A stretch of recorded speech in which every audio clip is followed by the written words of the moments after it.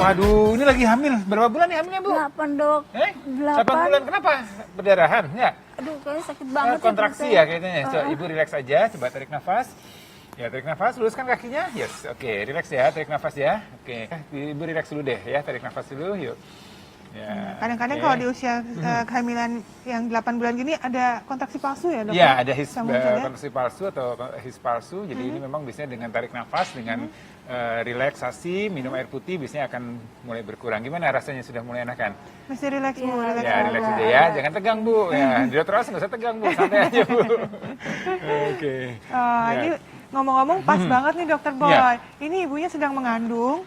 Kemudian hari ini kita juga mau membahas segala sesuatu tentang kehamilan. Iya, tepat sekali nih ya. Mengenai kehamilan ini sesuatu yang memang meskipun sudah berkali-kali hamil, tentunya ada hal-hal yang ingin diketahui dan diketahui lagi oleh wanita. Itu dia, kita langsung sambut aja. Yuk, pengalamannya gimana ya bintang tamu kita yang satu ini, Mikaela Patrits. Mikaela Patrits, mana?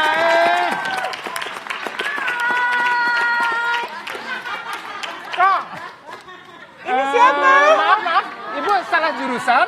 Oh, Ini siapa? Ibu? No, I'm Mikaela Patrits. Biasa. Mikaela Patrits. Iya, Mikaela Patrits. Patrits. Patrits. Iya. Duh. Ini ngapain lagi bawa-bawa? Ini lagi hamil. Yes. I mau pergi vacation, naik pesawat. Biasa kalau ibu-ibu hamil kan bawanya tuh banyak sekali kodong. Oh, banyak sekali. Bawa rantang, bawa bantal. Tuh Iya. tas gede banget tuh di ranselnya. Iya dong dokter, kan kalau orang hamil itu pasti bawanya tuh banyak sekali ke atas pesawat. Ya Biasa kan mau hiburan Ini dong. mau pergi atau mau ngungsi ya? Itu dia. Kayaknya Kayaknya kabur kabur dari dari rumah nih. Enggak dokter. Enggak ya? Aduh, coba ngomong tadi kita tuh ngundangnya Mikaela Patrits, bukan Mikaela Patris. Oh, salah alamat dong. Namanya betul sama, Mikaelanya sama Mikaelanya. Tapi belakang ini Patris ya. Berarti bukan saya dong ya. Gak apa-apa, udah deh. Gak apa-apa. Ikutan aja karena Kita kita mau ngobrol. ngebahas ibu hamil nih. Iya. Kita langsung panggil aja Mikaela Patrits yang sebenarnya. Ini Mikaela. Mikaela Patris. Ya. Halo, apa kabar Mikaela? Coba berdiri berdampingan. Iya, Ini miripnya dari mana ya? yang penting sama-sama wanita ya. Wanita ya? Iya dong. Kita dokter. Ngomong-ngomong Mikaela cerita dong, ini kan kita lagi ngomongin tentang proses kehamilan. Kalau hamil besar pernah berpergian nggak? Enggak. Nggak pernah naik pesawat. Nah ini Ya. ngomong-ngomong soal itu nih ada pengalaman lucu nih ya, Ya. Dokter Boy ya. Ada pengalaman unik bahwa ada seorang ibu yang melahirkan anaknya di pesawat. Tuh, pernah dengar nggak? Ada yang melahirkan di pesawat? Ada ya beberapa kisah ya. Kita lihat sama-sama yuk seperti apa sih kejadiannya.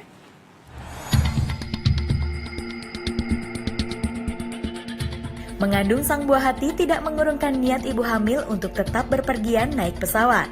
Namun apa jadinya jika sang ibu justru tiba-tiba melahirkan saat sedang terbang di pesawat?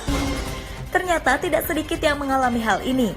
Beberapa ibu hamil justru terpaksa melahirkan sang buah hati di dalam pesawat di atas ketinggian ribuan kaki dengan kondisi yang seadanya. Seperti yang dialami oleh Jian, seorang wanita asal Taiwan yang melahirkan di pesawat dari Taiwan menuju Los Angeles. Tiba-tiba Jian mengalami pecah ketuban dan pesawat pun langsung ubah rute ke Alaska untuk melakukan pendaratan darurat. Namun 30 menit sebelum mendarat, Jian sudah berhasil melahirkan seorang bayi yang belum diketahui lebih jelas jenis kelaminnya. Beruntung pada penerbangan itu ada seorang dokter yang membantu proses persalinan. Bayi Jian lahir prematur 2 bulan lebih cepat sebelum waktunya. Terlihat para pramugari dengan sigap membantu proses persalinan. Setelah bayi tersebut lahir, para penumpang ramai bertepuk tangan memberi dukungan. Setelah melakukan pendaratan darurat di Alaska, bayi dan orang tua tersebut langsung dilarikan ke rumah sakit terdekat untuk diberikan perawatan lebih lanjut. Wah, ternyata begitu ya kalau melahirkan di pesawat ya. Syarat-syarat apa sih yang harus dilakukan ketika kita naik pesawat? Ya, di samping syarat-syarat yang harus dipersiapkan, juga bawaannya ini juga harus betul-betul nih, harus lebih bawaannya harus seperlunya aja, jangan bawa semua barang nih kayak makanya ini nih, nih bawa bawanya barang banyak banyak banget nih, mau kemana ini? Ayo kita cek ke sana Makanya, yuk. kita lihat di Cek sana. dulu yuk. Oke. Ini udah hamil gede, masih sering jalan-jalan naik pesawat. Terus bawanya berat banget lagi. Sering Ya. sekali Ini bawa bantal. Ini buat tidur di mana nih? Biasa kalau nggak dapat kursi. Oh gitu. Emang di pesawat bisa ya? Nggak dapat kursi. lorong Iya. cendol. Ayo kita buka, ini tasnya apa nih? Waduh, Ngomong tasnya ini gede aja berat banget Oh, loh, berat ya banget. ampun. Wow. Waduh, ini bawa minuman.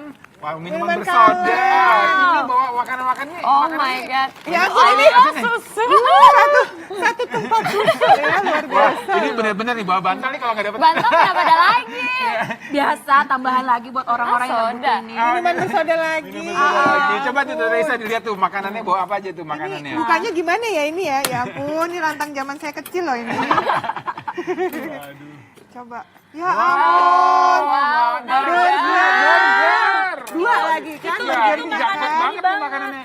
Ya ampun, kentang goreng. Kok kamu boleh banget sih makanannya? Soalnya gini, Makela asli. Soalnya kan saya kan bayinya kan bayi elit. Jadi makanya itu yang harus berelit-elit juga. Kayaknya kebule-bulean ya. Tapi ini Tapi gini kenapa tempe tahu? kenapa mesti Nggak bawa ini aneh juga? banget ya? Makanya. Nah, jadi kalau untuk bepergian ini memang bawaannya secukupnya. Nih kalau kita lihat ini ya, ini bawaan yang bener ya nih ya, kita lihat nih ya. Ya ini boleh ya, ini bawa selimut Sebaiknya meskipun. ini aja. Nah ya, ini selimut sebenarnya karena di dalam pesawat itu kan suhunya cukup dingin. Nah untuk Iya, ibu iya. hamil kalau dia kedinginan biasanya perlu dihangatkan ya. Salah satunya dengan menggunakan selimut. Walaupun di beberapa penerbangan atau airline itu selimut sudah disediakan. Jadi iya. ini selimut yang perlu bisa dibawa. Kemudian bawa bantalnya segini aja, bantal kecil aja, bisa untuk bantal leher. Ini kemudian ini bawa buah-buahan ya, ini juga makanan yang sehat yang bisa dikonsumsi selama di penerbangan ya. Jadi terutama untuk penerbangan yang jarak jauh ya. Jadi makanan-makanan jangan yang junk food seperti itu ya, itu akan bikin nanti perutnya menjadi begah, kemudian jadi tidak nyaman selama di penerbangan ya. Kemudian Apalagi ini tuh? ya, jadi ini ada makanan-makanan sehat lain ya. Ini kita lihat kan, nah ini makanan seperti ini ya. Oke, ini ada Harus nasi merah, yang banyak seimbang sayuran, gizinya. seimbang ya. Jadi ini makanan-makanan yang sehat, makanan-makanan yang mudah dicerna sehingga selama penerbangan tidak ada gangguan pencernaan. Jadi tidak jadi kembung, tidak menjadi capek selama penerbangan. Nah, ini kemudian juga ada beberapa obat-obatan pribadi yang bisa juga dibawa selama penerbangan. Ada juga nih yang harus diperhatikan ya. Yang pertama adalah umur kehamilannya untuk bepergian. Ini Mungkin sebagian orang sebenarnya khawatir sebenarnya yang aman untuk penerbangan tuh usia Ya. berapa sih, dalam kandungan ini berapa minggu sih? Karena ketika naik penerbangan pasti udah ditanyain duluan. Ini lagi hamil ya, harus isi surat dulu pernyataan. Wah, apakah mengerikan itu, gitu kan? Jadi makanya kita di sini di Dokter Indonesia ingin memberikan pernyataan bahwa sebenarnya ada batas-batas aman yang harus diperhatikan. ya, betul Contohnya sekali pertama ya. usia kehamilannya. Jadi usia kehamilan. Jadi yang aman memang pada trimester kedua. Ya, trimester pertama itu sampai 12 minggu itu masih ada risiko untuk terjadinya abortus, perdarahan selama penerbangan. Karena perjalanan yang jauh yang melelahkan itu bisa membuat keseimbangan hormon terganggu sehingga bisa terjadi proses abortus atau keguguran. Kemudian yang berikutnya yang tidak aman lagi adalah trimester ketiga. Jadi 7 bulan ke atas, 8 bulan. Nah, ini biasanya suka ada yang kita sebut dengan kontraksi. Ya, mules tadi ya, kayak tadi penonton tadi itu pada kehamilan 8 bulan. Mengalami kontraksi. Mengalami kontraksi, kemudian bisa juga terjadi pecah ketuban, bisa terjadi perdarahan, dan ini yang menjadi panik orang sepesawat ya, karena pesawat nggak bisa berhenti di tengah jalan ya. Lain dengan bus, lain dengan kereta yang bisa ada stasiunnya untuk berhenti ya. Jadi itu yang perlu diperhatikan. Umur kehamilannya juga harus ditentukan juga dengan membawa surat dokter. Ya. Jadi pada kehamilan-kehamilan tertentu harus menyatakan bahwa dalam kondisi sehat dan aman untuk menjalani penerbangan. Ya. Gitu. Makanya beberapa penerbangan nih airlines harus menyediakan surat dokter yang dibawa sendiri ke rumah. Terus satu tips dari saya yang sering terlupakan bagi orang-orang, ketika sudah cek ke dokter minta surat untuk terbang tanggal sekian, tapi ternyata Sudah lewat sudah tanggalnya. lewat. Karena masa berlaku suratnya itu hanya sekitar 3 hari Ya. biasanya. Jadi harus supaya nggak ada resiko kayak tadi tuh, lahir dalam pesawat ini tadi. ya, lahir pesawat itu masalah banget tuh ya. Ya, untung kalau ada dokter yang bisa menolong atau pramugari yang bisa menolong, tapi kalau tidak akan menjadi cukup Dan untung fatal. banget kondisi orang yang hamil pun juga bisa lahirin dengan cara normal. Kalau dia nggak bisa, kan bahaya tuh. Nah, ini juga yang perlu diperhatikan selama penerbangan adalah pada saat duduk di pesawat nih. Untuk penerbangan jarak jauh apalagi ya, usahakan duduk dengan kursi yang nyaman. Kemudian duduk di Bagian lorong. ya, di lorong ya. Jangan di pangku duduknya. Jangan dibawa pakai bantal Jangan ya. dibawa, Pak. Ini lorong kan jadi naruh bantal duduk.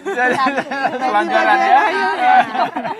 di pinggir. Ya, Jadi itu. daripada susah keluarnya, kalau di dekat jendela atau di tengah misalnya, lebih baik pilih yang di pinggir agar mudah keluar. Ya, keluar. Dan itu selama penerbangan juga sebaiknya setiap 30 menit bergerak. Ya, jalan untuk kamar mandi atau jalan di sekitar lorong untuk memperlancar sirkulasi darah. Terutama di kaki, karena risiko terjadi pembukaan darah di kaki kalau duduk terlalu lama itu bisa terjadi pada wanita hamil. Kita masih punya tips menarik lainnya loh, jadi jangan kemana-mana ya, tetap di Dr. Ros. Indonesia.